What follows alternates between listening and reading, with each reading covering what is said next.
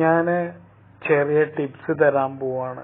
എങ്ങനെയാന്ന് വെച്ചാൽ നമ്മള് ഇപ്പം ഡൗൺ ട്രെൻഡിൽ പോകുന്ന ഒരു മാർക്കറ്റ് എങ്ങനെ ഒരു മുൻകൂട്ടി നമുക്കത് മനസ്സിലാക്കാൻ പറ്റും അതൊരു അപ് ട്രെൻഡിലേക്കാണ് പോകുന്നത് എന്ന് മനസ്സിലാക്കാൻ. അതാണ് ഞാൻ ഇവിടെ ഒരു എക്സാമ്പിൾ ആയിട്ട് എടുക്കാൻ പോകുന്നത്. ഇത് ലൈവ് മാർക്കറ്റ് ആണ്, കാണുന്നില്ലേ പോകുന്നത്.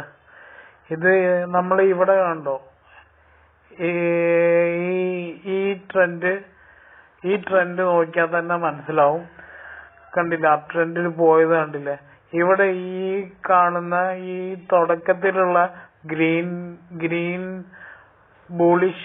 ബൂളിഷ് ആയിട്ടുള്ള കാൻഡിൽസ്റ്റിക് പാറ്റേൺ വിക്സ് ഒന്നും ഉണ്ടാവില്ല. അതായത് ഈ ഷാഡോ ഒന്നും ഉണ്ടാവില്ല. അങ്ങനെ കാണുകയാണെങ്കിൽ ഉറപ്പിച്ചോ അതൊരു